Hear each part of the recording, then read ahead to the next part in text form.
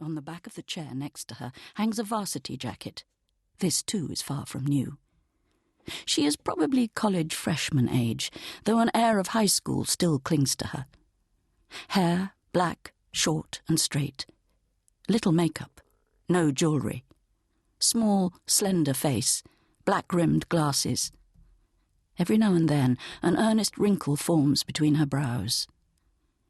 She reads with great concentration. Her eyes rarely move from the pages of her book, a thick hardback.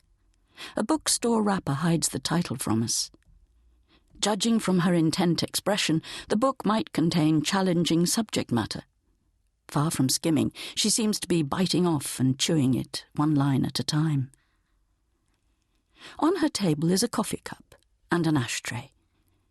Next to the ashtray, a navy blue baseball cap with a Boston Red Sox B. It might be a little too large for her head.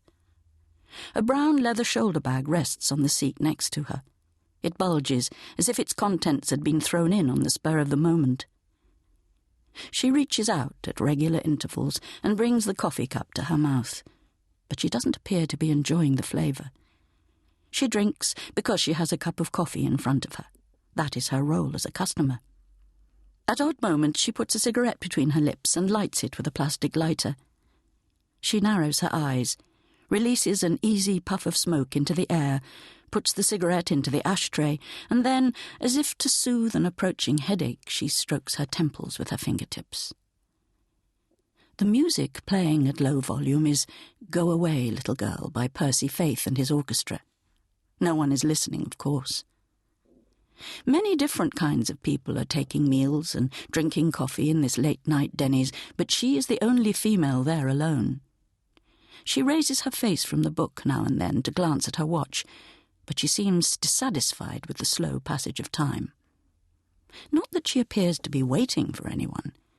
She doesn't look around the restaurant or train her eyes on the front door. She just keeps reading her book, lighting an occasional cigarette, mechanically tipping back her coffee cup and hoping for the time to pass a little faster. Needless to say, dawn will not be here for hours. She breaks off her reading and looks outside. From this second-story window she can look down on the busy street. Even at a time like this, the street is bright enough and filled with people coming and going. People with places to go, and people with no place to go. People with a purpose, and people with no purpose.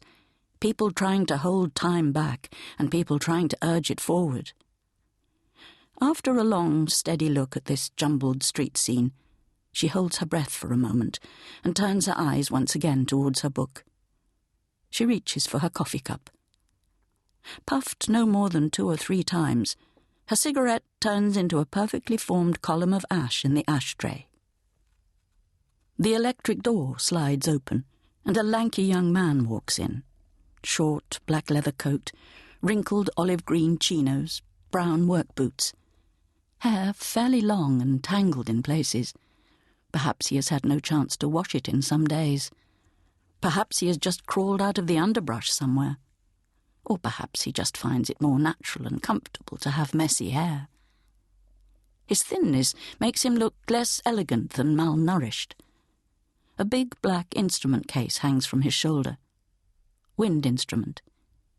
He also holds a dirty tote bag at his side. It seems to be stuffed with sheet music and other assorted things. His right cheek bears an eye-catching scar. It is short and deep, as if the flesh has been gouged out by something sharp. Nothing else about him stands out. He is a very ordinary young man, with the air of a nice, but not very clever, stray mutt. The waitress on hostess duty shows him to a seat at the back of the restaurant. He passes the table of the girl with the book. A few steps beyond it, he comes to a halt as if a thought has struck him. He begins moving slowly backwards, as in a rewinding film, stopping at her table. He cocks his head and studies her face. He is trying to remember something, and much time goes by until he gets it. He seems like the type for whom everything takes time. The girl senses his presence and raises her face from her book. She narrows her eyes, and looks at the young... To keep listening to this audiobook, I've left you a link in the description so you can do it, at no cost thanks to Audible's 30-day free trial.